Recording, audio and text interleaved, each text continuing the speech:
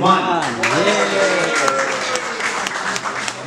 So, thank you, Dr. Johnson, and much has already been said about the CME and the sponsorship by Dr.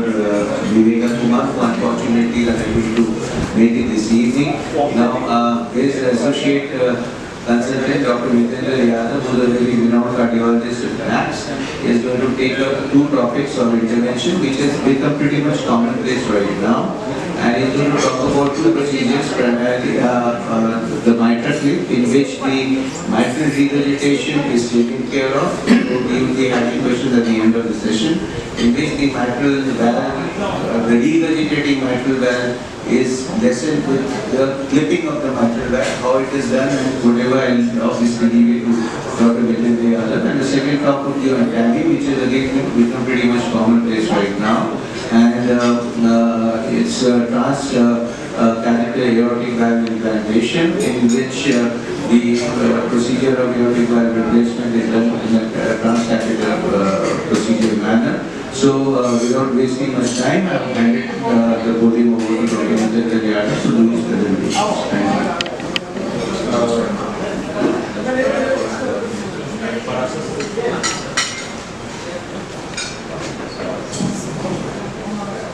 Thank you.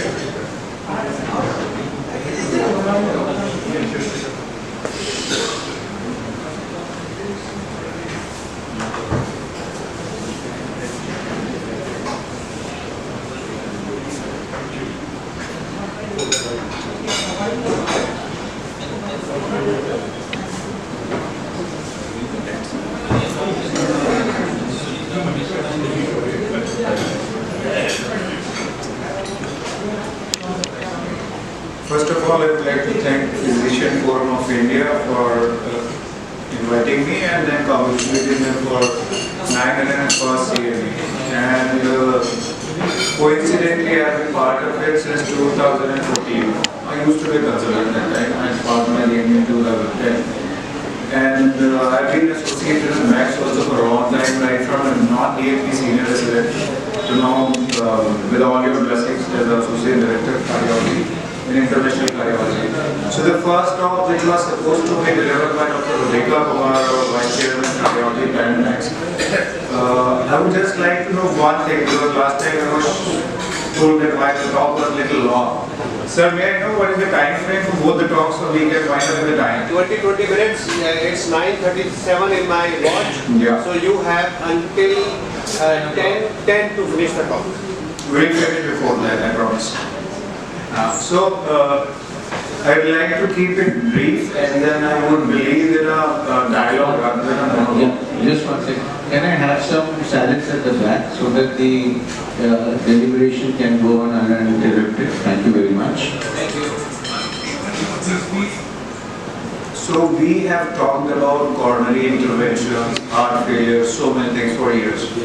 But now in the last one decade, particularly after 2008 when I was studying cardiology, and then the new things came in, like the people who have valvular heart diseases, and then they are either frail, they have comorbidity, their age is above 70 years, so anyway they are not a good candidate for surgical repair or replacement of the valve. So then something came new, like either we call it trans-catheter or percutaneous. So one of the entities which I am going to add is a little complex one. TAVI has become a little more common, but MitraClip is still a little reserved entity. So first talk is to talk about age-to-age repair, we call it. I mean, fairy stitch is the term in cardiac surgery. So it's a modified fairy stitch, and that is done with a catheter. Now I'm just going to make a brief animation here, because one image tells more than 1,000 words.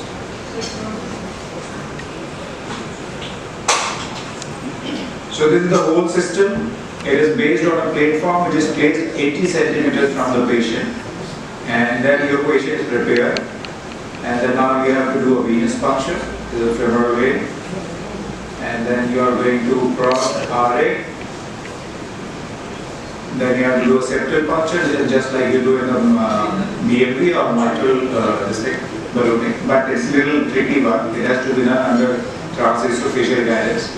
Then you dilate the puncture. You have to place a wire which is safer one, doesn't harm your left atrium. And then this is the delivery sheath through which, now this you could see is a clip which is closed one. And then it has got 8 odd controls which makes you medial, lateral, anterior, posterior and sidewise movements. So it's a complex movement because mitral valve is a 3-dimensional structure. So based on transesophageal echo, you have to position it perfectly. And then as you know that in the mitral valve you have got A1, A2, A3 and P1, P2, P3. So 6 scallops. So you should know where you are going to place it. So you may place one and get good result, or sometimes you may have to place the other one. So now this is the system. You catch both the leaflets and then you check it first that you are in perfect place. Then you check under transesophageal echo whether you have reduced the mitral regurgitation or not. So now you put the color Doppler on transesophageal echo and 3D imaging. And then if you see its optimal position, you release it. So if you see the left picture, you see a regurgitation there. And here we have controlled that regurgitation.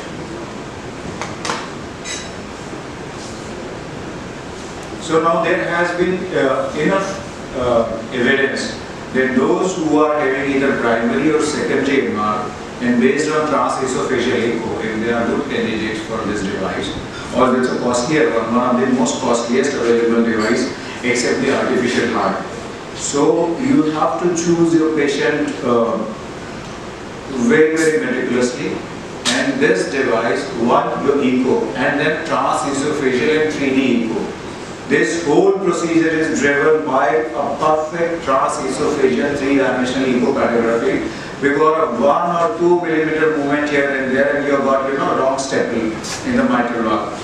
And then you should know that every clip comes with a gradient also. A single orifice you are making into 2, so you may, if you don't put it properly, you may create a mitral stenosis. Every stitch or every clip has a cost of around 30 lakh rupees plus. It's a procedure cost, and then it comes with a gradient of 4 to 5 millimeters of mercury. You should know which one is the patient, which is the suitable patient. This is not for rheumatic, this is not for the calcified leaflet. So either we have a primary or secondary MR, which on T you know that yes, it's going to. It's a very, every intervention in valvular heart disease is 90% planning, 10% execution. So as I told that you should place it, you confirm it, then you optimize it, and then you do independent grasping and they should know what it is. So this is how you do a simultaneous grasping. If you have a doubt, then you have to optimize it. So requirement to treat mitral regurgitation, range of motion, precision to treat varying anatomy, and then straight trajectory into the left ventricle, stable compound. This is one of the device specifications basically. And so I am going to show you actual case. A 77-year-old with degenerative MR, and now the anterior leaflet is failed at A3 scale. And he has CABG done around 22 years back and multiple comorbidities. It is not a good candidate for surgical mitral valve repair. These are real images. You could see that there is a mitral regurgitation, grade 3 mitral regurgitation. And on 3D echo, you could see that this is a frayed anterior. A3 leaflet is frayed. So because of the papillary muscle function, it is going back into the left atrium and it is not causing a proper coarctation of mitral valve, resulting in a moderate to severe mitral regurgitation. Now these are the actual images. You should have your TAVI probe in the place. These are the previous CME surgery scars. This is the central line there in the place. This is your delivery system. So you cross the septum, interatrial septum with a puncture. You place a wire, maybe a superstick wire, and then you mark in there in the left atrium. Then this is your sheath. You could see the size of the sheath, delivery sheath. Then through this sheath, you have to deliver this whole system.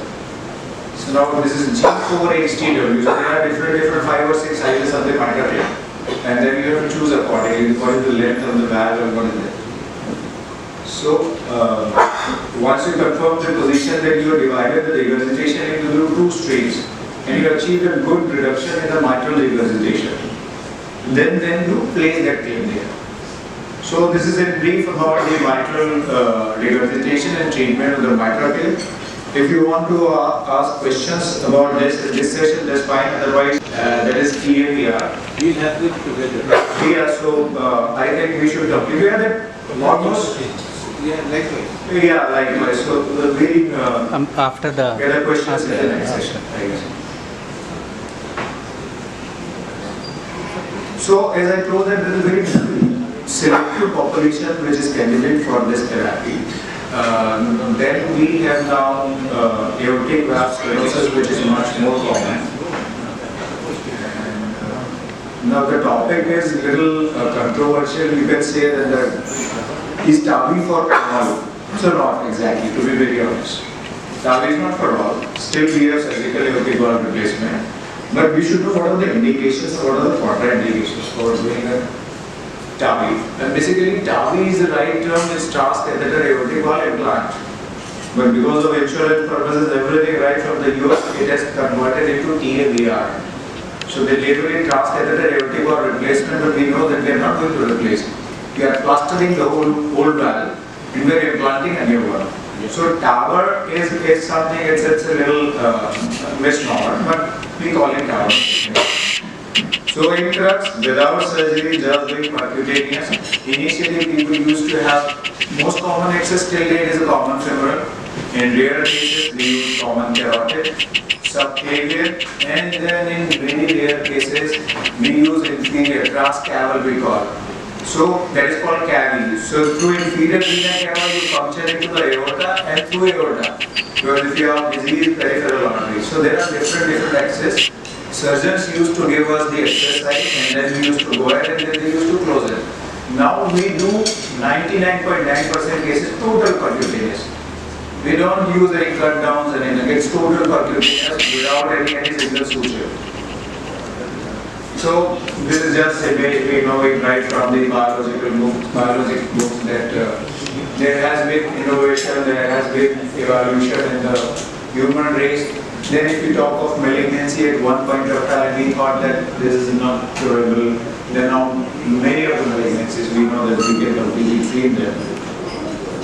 And now in surgical field also, so this is cardiologist image, you know. So don't think like we use these images to scare our patients, but this is the reality. So how we progressed, the extreme left image is that how you used to do medial sternotome to expose the heart for a open cardiac surgery, and then you have robotic one now, so getting minimal invasion. Now then something came like a TAVR in 2006 and 8 again. People started thinking that can be. So initially they just did ballooning, like a pulmonary valve still do the ballooning. So people thought that if person is not candidate for surgery or has a very high risk of surgery, then can we treat this valve without surgery? So initially it's the VAV we started that in aortic valve you go 80% of the size of the valve and then you simply balloon it. The whole idea that we know that the regurgitant lesions you can tolerate them. Like MR body can tolerate for a long time, AR body can tolerate for a long time. So if you treat aortic stenosis is much more dangerous than a malignant disease. So with symptoms like dyspnea, angina and syncope, the survival rates are like 5 years, 3 years and 1 year. More deadly than a malignancy. So then people thought that we simply do ballooning. Then they thought that yes, in certain patients it's working like a very good palliative therapy. Then they thought why we should not place something just like we place this stent. So that is how it started. So I would not like to go into the pathophysiology of aortic stenosis, but by and large, in younger age group in India, rheumatic heart disease still is the most common cause of aortic stenosis, which is not the candidate for this therapy. and treatment is totally different. It's a surgical replacement. The etiology of degenerative, then another one is the bicuspid one. So bicuspid aortic valve causes stenosis in the younger age, like 45-50 years. That is how we differentiate the degenerative and bicuspid. The bicuspid, because of its anatomy, two cusps are fused to each other. So that causes an early stenosis of the aortic valve. There is one etiology. The most common etiology worldwide still is degenerative. So it's similar to coronary artery disease. Like you have hypertension, you have diabetes, you have smoking. So those all lead to early degeneration of the tissue, fibrosis, calcium formation, and adhesion of the leaflets. And this relatively late this is happening. Like bicuspid will happen in 40s and 50s. Now this is the 6th and 7th and 8th decade of the life. Later is for Western population, American ones. So as I told that aortic stenosis is a life-threatening condition. People don't understand, as I told, that it's much more dangerous than a malignant disease. And survival after symptom onset in 50% in 2 years, and 20% in 5 years. So it's a very dangerous figure. Surgical intervention for severe aortic stenosis should be performed promptly once even minor symptom occurs. So now we have very significant criteria by ECO. So even if the patient does not have symptoms, patient has a mean gradient more than 40 millimeters of mercury, or is associated with coronary artery disease and gradient somewhere above more than 30, you have to operate those patients. Now, as I told that this prognosis is worse than many metastatic diseases. So severe aortic stenosis, you see survival percent less than 5 years. Lung cancer less than 4 years, colorectal less than 12, breast less than 23. So you could see 5 years survival of breast, lung cancer, prostate, ovarian cancer is less than aortic stenosis. And prognosis is better compared to age. How to diagnose? Now unfortunately even most of the cardiologists sometimes don't use the stethoscope, to be very honest. If you have a good tactile sensation, I tell you, severe aortic stenosis, you just simply have to touch your patient. If it's grade 4 and above marker, you will be having feeling of the marker. Then you check the carotid. You will have carotid shudder. So if you have a palpable marker, you have carotid shudder, means at least you are dealing more than moderate aortic stenosis. So by auscultation, obviously, you will have ejection systolic markers. You will have a third heart sound, you will have a fourth heart sound, you have a, and then that comes to us now. The final tuning like paradoxical split of second heart sound and those are the things. And then radiating to apex and those are the things. But anyway, and then systolic cutoff of the blood pressure. If a patient's systolic blood pressure is coming like 80s or 90s, and if you have murmur, you should think about severe aortic stenosis. So you have to suspect. These are the findings, auscultative findings. And then simplest test is you do an echocardiography. On the echocardiography, you put a continuous Doppler. If the mean gradient is more than 40 millimeters of mercury, means the patient got severe aortic stenosis. But the problem with the Doppler is that now we send the patients for Doppler here, there, everywhere. And I have seen 60% reports of echocardiography in Delhi NCR are not prepared by a qualified cardiologist, to be very honest. Aortic stenosis is something, it's a very narrow orifice, continuous wave Doppler is something which records at a precise direction. And in that direction, any velocity will pick up. So you have to take 10, 12 odd recording. Sometimes it is highly underreported, 20 gradient, 30 gradient. So we know that how many times you have missed it. You have to take 10, 15 recordings and make sure that you have got the highest gradient. So that makes a lot of difference in management of the patients. Now, surgery percentage, the lower percentage of the surgery. So they show that 40% of the patients of severe aortic stenosis are not going for surgery. Why? If you see the data, 30 to 40% leave are suitable for surgical area, another 30% are high risk due to age, patient factor. So in India, 4.5 lakh people remain untreated, and then that adds to 78% mortality in 5 years. So if you see the total AS population, 40.5 lakh, 40.5 and 4.5 are still untreated.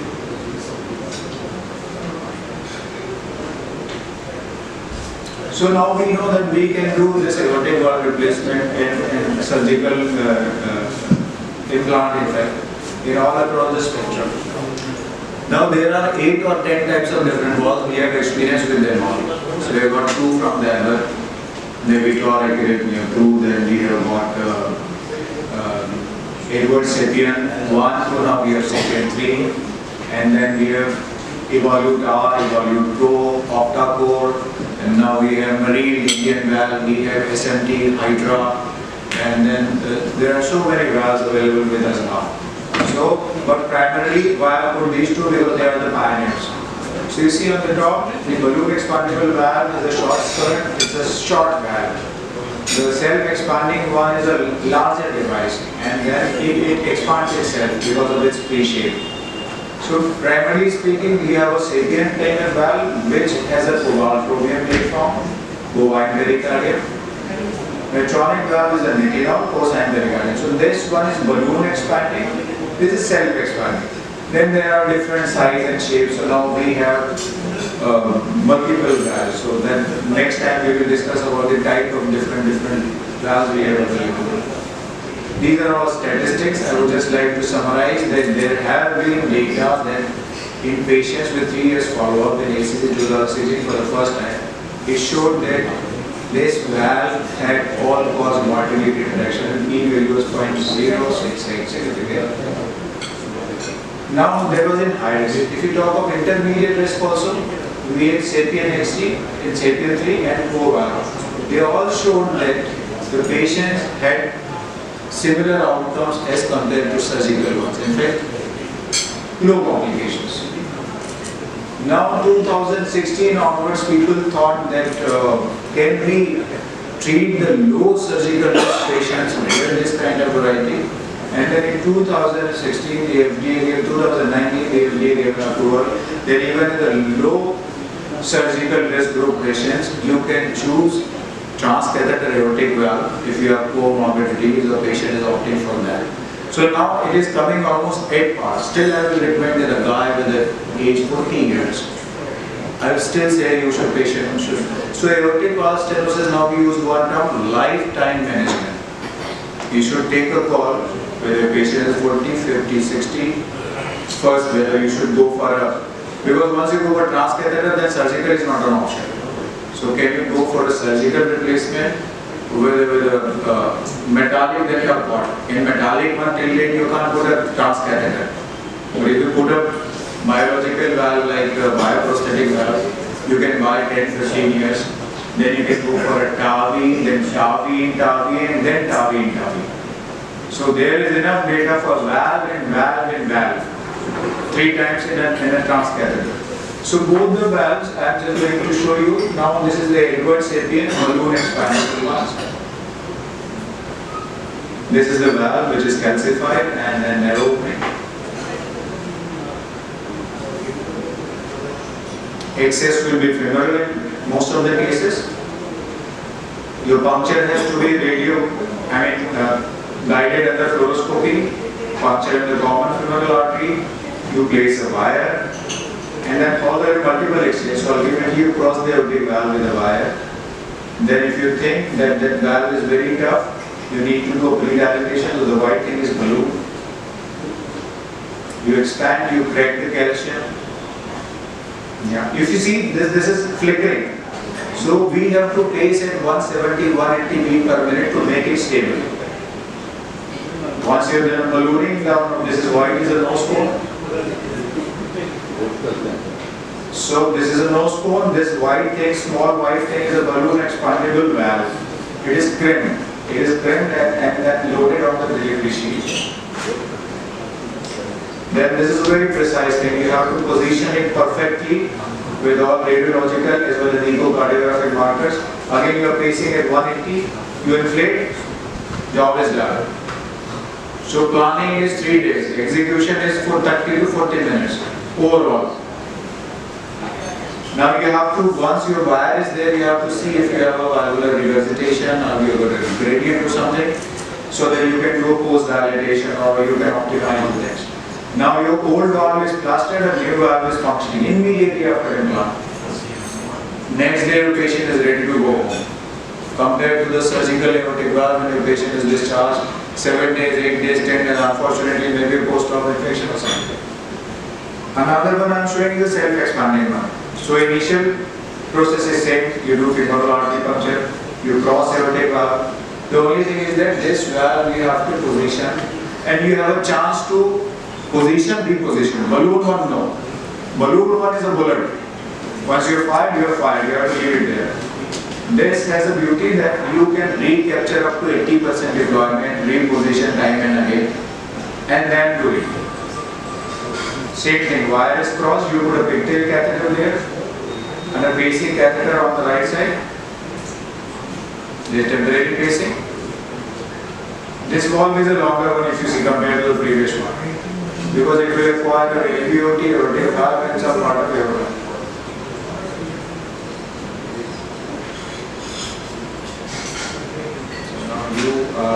You have to flex the delivery sheet so it takes the arc of aorta, shape of it. You cross the valve.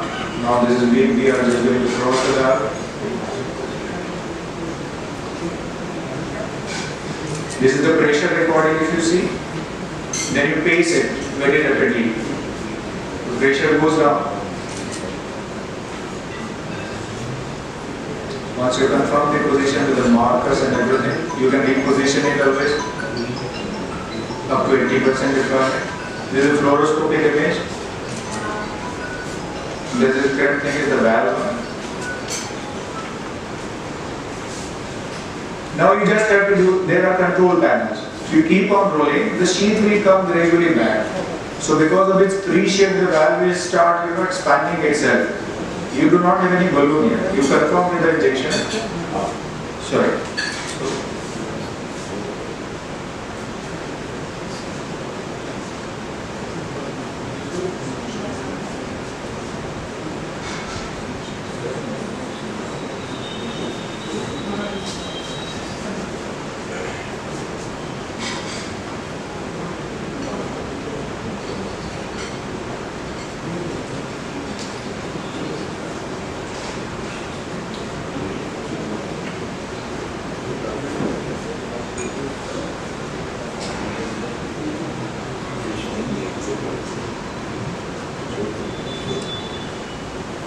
So if you say this whole one, or I can skip also. So basically the same process we did there. We deployed it with the balloon expansion, with a force. You have to make sure how many cc of contrast or volume you are going to use it. So I'll show you the actual cases how the planning is 90% and how execution is 10%. So I'll show you the real one rather than the image. So now examples I am going to say that when you have calcium all the way through. Clinical scenario, 77-year-old gentleman, 70 plus, usually the surgeon will deny this patient for surgery. Frail patient, severe aortic stenosis, value area 0.7 centimeter square, mean gradient of 65 millimeter mercury, and an ejection fraction 30%. Now, there is certain difference between the LV dysfunction with AR and AS. In setting of aortic regurgitation, if you have LV dysfunction, it's unlikely to get improved. But in severe aortic stenosis, you still have a gradient of 65 and EF of 30%. So if you treat this valve, there is a very big chance that the guy's ejection fraction will improve. It is suppressed because of gradient. So if this guy is producing a blood pressure of 110, means his LV cavity has a pressure of 175. So the moment you relieve that pressure, he is going to get. And I have seen 3 patients having improvement in the ejection fraction very same evening of the procedure. So this is the beauty of treating aortic stenosis. So as I told, 90% planning, 15-20% is clinical diagnosis and echo. Then 70% is your CT scan. We do a CT scan. The CT scan, what data we get, we send into analysis in the core lab, and the software we call is 3-dimensional. Cmes will generate all 3D images of right from your femoral artery to aorta, to arc of aorta, coronary arteries, coronary sinus, coronary artery anatomy, aortic valve, how it is, bicuspid, tricuspid, how much is the calcium, and what is the area, what is the perimetry, what is the diameter, what is the size of aorta. So then that will give you the whole idea of what size of valve, which kind of valve you are going to use. So if you see the perimeter is 27.2. It's a little humming, it's a real volume. So you see that all three cusps are having significant calcium. They are real images. Now you have to see what is the aortic and mitral angle. It is 45 degree here. That is important to place your valve. What is the sinus of Valsalva? So then another important thing is you should know that the origin of coronary artery from aortic valve, whether it is less than 9 mm or more than 9 mm. Because it's something like this is aortic valve. If I am going to implant this aortic valve, means that these leaflets are going up rather than down. These leaflets are going up. And if this leaflet length I don't know and the coronary ostium is low, this leaflet itself will plaster the coronary artery ostium. So you will place the valve but you will lose the coronary arteries. So that information is very important. So in that case, if you have that kind of anatomy, we protect the coronary artery. We already put the guide wires in the coronary, we put the catheter in the coronary, we put the stents in the coronary. Because you can take it out if it is not compromised. You can't put it in. Now the again coronary ostia, they are good, 14.8 mm, 16.4 mm. So this is how you make out the coronary ostia. Now I will, now you see the tortuosity of the iliac arteries. Okay, but size is okay. Anything above 6 mm is fine for our device. So right from the size of common femoral artery, which one is preferable one? The one which is larger, straighter, less calcium. You go with that side. Although you have to take access of both femorals and then one radial. And then you should have either a femoral vein for temporary pacing or you should have a common jugular and internal jugular vein. Because pacing is an integral part during deployment and 4 to 5% patients may require a pacing because of bradycardia used by either surgical valve or even TAVI. So temporary pacing is an integral part of the procedure. Now if you see, this is the real case. We have done fluoroscopic guided puncture. This one is the venous one already. Now the puncture, so then we did a fluoroscopic puncture on the left side, so the left is going to be the access one. Coronary angiogram there, more or less looks fine. And if you see, I had placed a temporary pacing wire here. So most of the time my job is to place temporary wire. So it's not a single person job. You should have dedicated at least 3 cardiologists who are in Singh. Overall the team is 1 cardiac surgeon, 1 cardiac anesthetist, 1 clinical cardiologist, 1 interventional cardiologist apart from the operator. Because there is something called heart team. If you have done these procedures without heart team, it's illegal, to be very honest. So your cardiac surgeon, your cardiac anesthetist and cardiologist should be at the same pace. That this guy will be benefited with TAVI more than TAVI or surgical replacement. You place a balloon tip or maybe normal temporary pacing on the right apex. Initially we used to do the transesophageal or ganotic. You see this is the valve and the calcium. It's hardly moving. Then you cross the aortic valve with a wire, then you put a pigtail, then you measure the pressure gradient in the catheter. Then you place this wire. So this is safari wire here. This is self-expanding valve. You check the position. So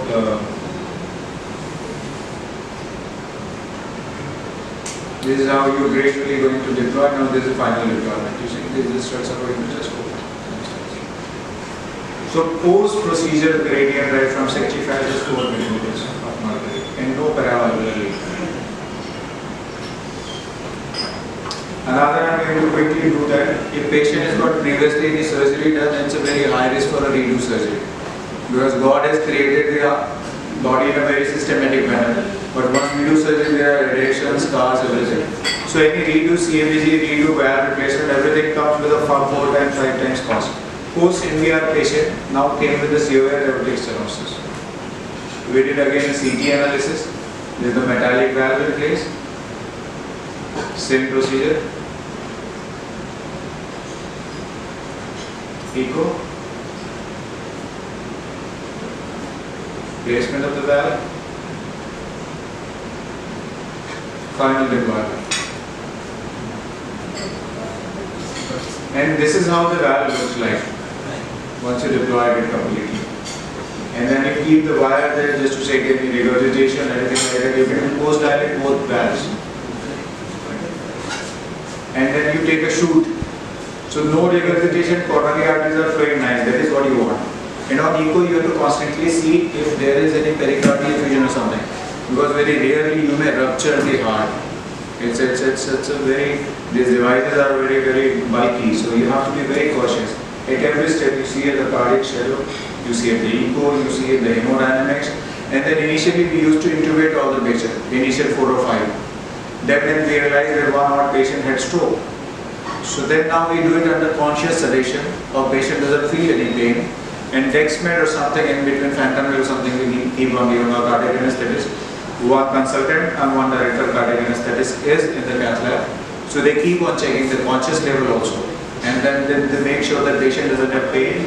They are maintaining hemodynamics. You have to do a good heparinization. Your patient should have an antiplatelet therapy before this procedure. 300 mg aspirin, 300 mg clopidogrel. Heparin 5000 after putting the sheath.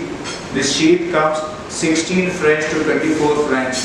And to tell you, the coronary artery angioplasty sheaths are 6 or 7 French. So you can multiply it by 3 to 4 times the size of the sheath we have.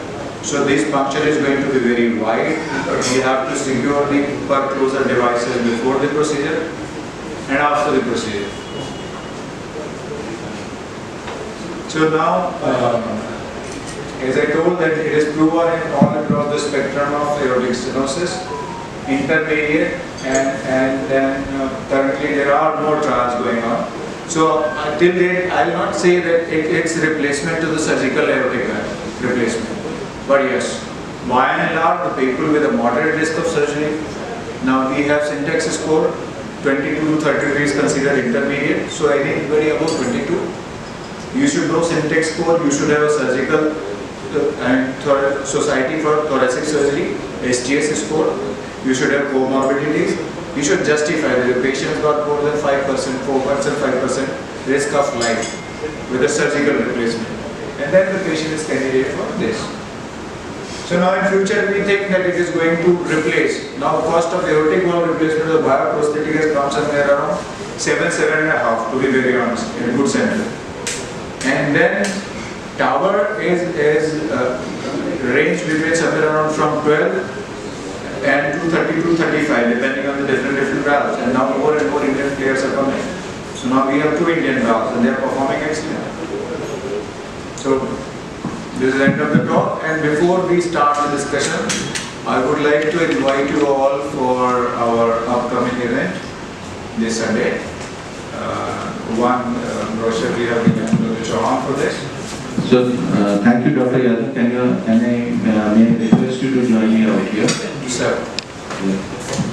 So, thank you very much for 2 very fascinating talks, and it just goes to show how much technology has evolved and how much technology has gone on to improve patient lives, given the fact that you choose the right patient for the right intervention. So, I'll just set the ball rolling with a few quick questions before I leave it open to the forum for discussion. So, coming to the first, which is the MitraClip, what is your general patient profile like? You said that obviously it's not for rheumatic or very calcified lesions. So, what is your general profile like in terms of the demographics and the age of the patient, and what exactly is the pathology that you're looking at? So obviously anybody who's got a, so I think anybody who does not have rheumatic mitral stenosis, sorry, mitral regurgitation? There is one. Or even if they have degenerative, leaflet should not be calcified. That's a very delicate thing. The candidates are primary amount because of, sometimes people have flail mitral leaflet, because of parachuting body. Your muscles are loose or they are broken in their case. We have seen body rupture. So this valve is not going to halt. Ideally it's supposed to be like parachute. That this is open, once it closes and station based on Seller's criteria, whatever it is. So severe is 4, mild is 1, mild 2 plus is 2, and moderate is 3. So 3 or 4 of the 4 you should have mitral regurgitation. Your leaflet should go non-cooperating. Patient is a high risk candidate for surgery. 1, he may or may not have a normal LV function, he or she. So this is primary amount because of any disturbance in the anatomy of the mitral valve, but not the thickness or calcification. Subvalvular apparatus should also not be calcified, and then you should not get any associated pathology like aortic stenosis or aortic regurgitation associated with it. And then secondary amount. Secondary amount is people have LV dysfunction because of dilated cardiomyopathy. Any post-MI cases, obviously, those who are not candidate for surgery, like a 70-year-old gentleman with a history of myocardial infarction, 60-year-old, I would say, LV ejection fraction 30-35%. LV is dilated, so LV dimension 55 mm and diastole is normal one, and then the LV dimension and the diastole is going more than 55. So your LV is dilating, a mitral valve ring is dilating. The leaflets are not expanding. So the leaflets are not coopting because of the dilatation of lateral. That is called secondary amount because of LV dilatation. And these are very high specific. So these are 2 subsets. Either mitral valve apparatus is ruptured because of some injury or whatever, or you have a secondary amount because of LV dilatation. The cost you mentioned was something around 30 lakhs per procedure. 32, 31, 32 is the cost of 1 clip plus procedure cost. So is there a potential of you going wrong during the procedure, or if you need more than 1 clip during the procedure? Yeah, so there have been, in my center there have been cases when they're not going wrong. And then you should see that your patient should very well know that there is a 1% chance. No, like you said, the beautiful assessment that you do. Transesophageal, obviously. Yeah, so that you put in the clip. So in case you find that after that you are not getting the requisite result, so there are 3 points of detachment. Yeah. So they are 3 all in place. Until you confirm on transesophageal echo that you have got a good cooptation. You have divided mitral regurgitation into 2, and you have not caused any mitral stenosis. And then once you are sure in all the views on transesophageal echo that to be 3-dimensional, not 2D, 3-dimensional structure, then only you relieve. Because once the first point you detach, then you cannot count. As long as you not detach the controllers, you can 10 times adjust it. But it's purely and purely transesophageal echo-based device therapy. Fluoroscopy will help you only 5 to 10. 90% your echocardiograph is right. Right from the septal puncture. The septal puncture is again more different than the BMD. You need to be little posterior and high. You need more space in the left atrium for all maneuver. So you have had cases in which you have had to deploy more than 1 mitral valve. Yeah. So like as I told, that mitral valve has an AFL and EFL. So all 3 have 3 scapulars, total 6 scapulars. A1, A2, A3, P1, P2, P3. So suppose if you have regurgitation because of 2 scapulars, and then you deploy the lateral one, if you find still there is a significant regurgitation, and then you have no significant regurgitation, then you may have to deploy the other ones. We have seen 3 cases where they require the other clip also. And then your patient should be mentally prepared. That is all your echocardiographic assessment before the procedure. So how often do you get to do a case for MitraClip nowadays? I mean, how prevalent is this right now? because a bulk number of cases of rheumatic factor illness are out. So, I mean, how many do you do statistical approximate? So if you ask me when we started this tower, I just tell you within these two. So once we started tower, we used to do once in a month something like that. So now at least every week we are doing one, sometimes back to back, 2 in a day. Our record has been 10 towers in 1 week. That's excellent. Just at the time of election, we had 10 towers in a week that has been on Facebook. Wow. Now that is more common. Now MitraClip 1, as I told, that the patient, AS is very common. Elderly people, comorbidities in India are very common. This specific mitral regurgitation is as an isolated subtype, and then every cardiographer cannot evaluate. Just simply saying that this guy is moderate AMR, severe MR, not sufficient. Whether the physiology of MR, whether the anatomy of what suitable. So then this one is something once you do once in a month or twice in a month. Yeah. It is almost 1/3, 1/4 of the aortic stenosis and tower. So this is little rare, one because of the anxiety, second because of cost, obviously. So now we had a conference last month, I guess here in Chennai. So one, they have launched a valve for pulmonary valve isolated. Marine itself, Indian company has launched. And the Indian company is now coming into this. This from happened to us, to the USA. So once the Indian players come into this, the cost is definitely good. As I take it down, the international valves go up to 30-35 lakh rupees. The Indian valve is starting from 13-14 to 18. So it's a huge one-third difference. So once we have Indian players, we will have definitely. So quickly going on to the next procedure, for TAVI, what is the approximate cost right now, and what's the general profile of the patient that we have seen? So as I told you, anybody who has got a moderate to high risk to surgery with a significant aortic stenosis. So with a normal AV function, your gradient is more than 40 millimeters on the mean gradient. If somebody has a LV dysfunction, then what happens? Because of LV dysfunction, the gradient is not great. So we call it low flow, low gradient aortic stenosis. So like even 30 millimeters of gradient, patient has symptoms of aortic stenosis and some LV dysfunction, nothing is happening. And then because of systemic diseases, multiple comorbidities or previous surgery of mitral or aortic valve in the past, and those who are not anywhere candidate for straightforward aortic surgery, they are the candidates for transcatheter aortic valve. As far as the cost is concerned, as I told you, the one cash patient right from the 12 lakh, it goes up to 30-35 depending on the whether you are doing a cerebral protection, the sentinel device, what kind of closure devices you are using. So right from 7,000 to 60,000. Now we have Manta device with 60,000. We have ProGlide and Perclose which are 12,000, 14,000. For closing becomes so much.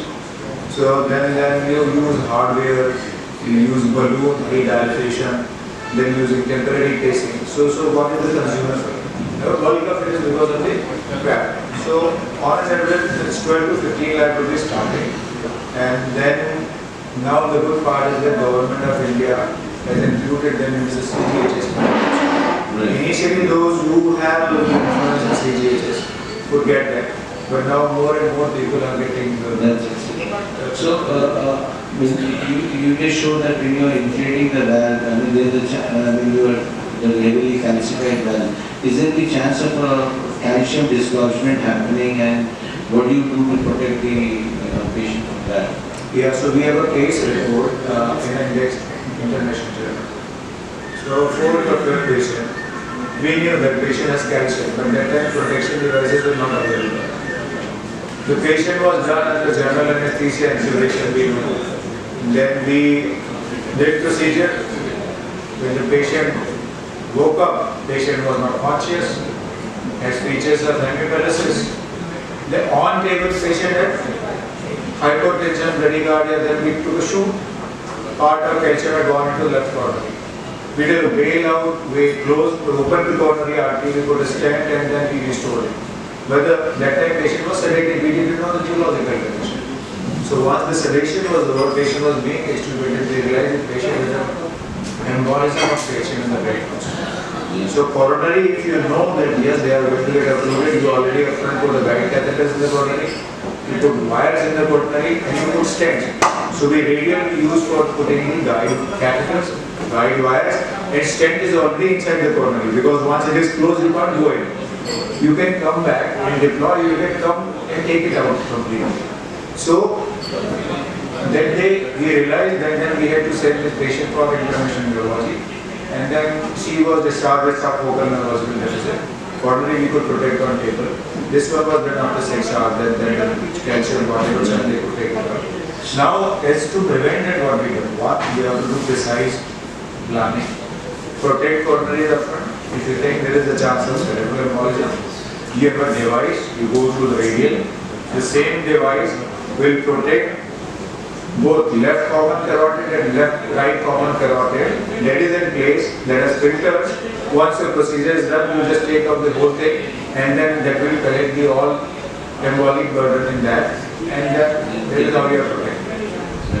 So last couple of questions. You said that after doing a TAVI, the ejection fraction you have seen which is dramatically improved. Yeah. So a pre-TAVI assessment, do you have any algorithm which can tell us as to what may be the extent of improvement, or you just take it on a case-to-case basis?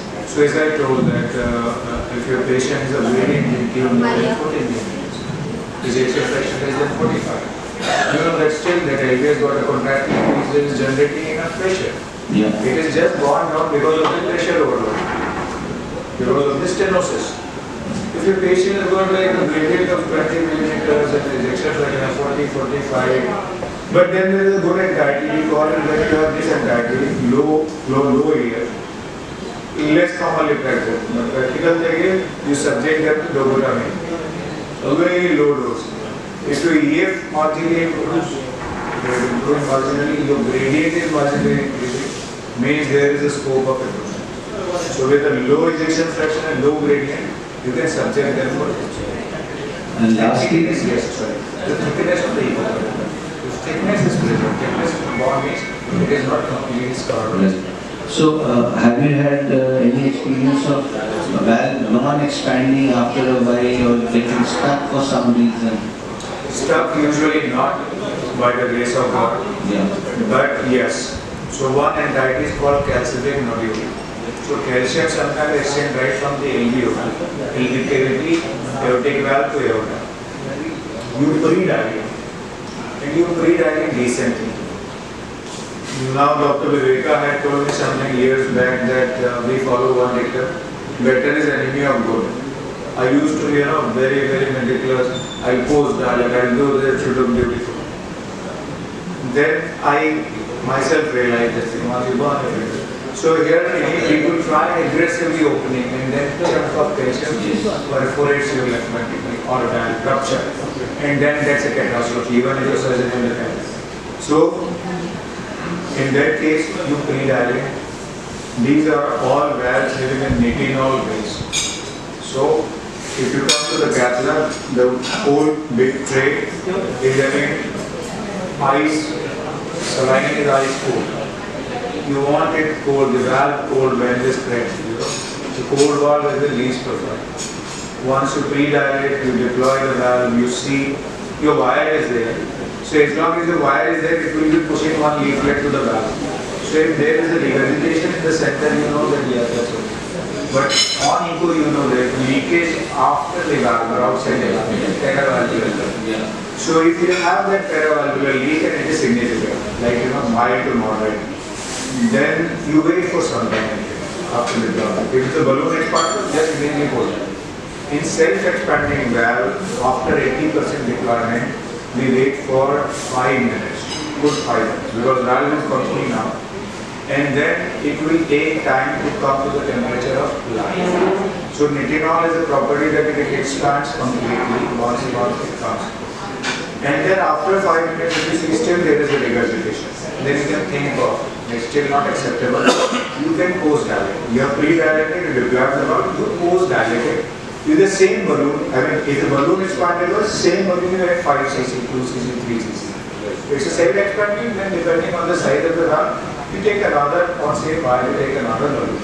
Then you confirm. If you have a trace of any bleeding, if you think that that patient can rupture the heart. Don't go very aggressive on that. And post-operative anticoagulation or anti-clotting, what is the standard protocol that you follow? Yeah, so as I told that standard 300 aspirin and clopidogrel if somebody is not taken. That is what is needed. And heparin to keep ACT around 270 to 300. And sometimes if we think that the bleeding is high, we reverse to 112. And then post-procedure 75 mg aspirin and clopidogrel. And in long term we have seen that 75 mg aspirin is good enough. And most of these patients are associated coronary artery disease. They have been taking aspirin. So aspirin is sufficient after they have acute fibrillation or other complications. Because all these are myoprosthetic, whether bovine or bovine tissue valves. Thank you so much for your insights. I leave it open for the forum. Yeah, I would, any questions? Yeah, ma'am. Please. Dr. Rajni, ma'am. I'm from CBHS only. Like you said, CBHS has made it listed now. It has included it in the list. We had some MPs requesting for it and we had to do it. But one thing is there, whenever permission for this is required, we have to call the cardiologists of government hospitals for approval. We have a thing called STC, Standard Committee meeting. So the first thing they used to ask us was, what is the heart station, where is the heart station report and where is the STS score? And we didn't know anything about it. So what is the main thing that we see in the heart station report and how much should be the STS score? Just briefly. So as I told you that now initially it was just a letter of cardiologist. Now to initiate the process I think it's a letter of cardiologist. But sometimes they will ask all three, cardiac anesthetist, cardiac surgeon, cardiologist. Along with the report of echocardiography, the reporting gradient, and the report of CT scan also. And then you should have a Society for Thoracic Surgery score more than 5, with showing that patient has got a COPD, diabetes, requirement of OHA, other drugs. So it is 4 or 5 comorbidities. Everything has to be crystal clear because what has happened, if you see there have been some incidents in the RMN. Initially we used to get the device clearance very easily. Yeah. But now if one person does something wrong, the whole professionals are gone. So people have become very stringent even for giving permission for pacemaker. Now this device is very high end, coming at a cost of, even government is paying at least 10-12 lakh rupees. So their point is also justified. So we prepare an extensive report, what is the symptom, what is the echocardiographic finding, what are the comorbidities, what is the CT scan finding, and then why we are going for tower rather than SAVR. Then this whole docket goes there, then your board is there, and then they approve it. Because I remember the many company people coming after us, they would know this patient has applied for permission for this. So they have made it right from the beginning. They have made it should not be a one-man show.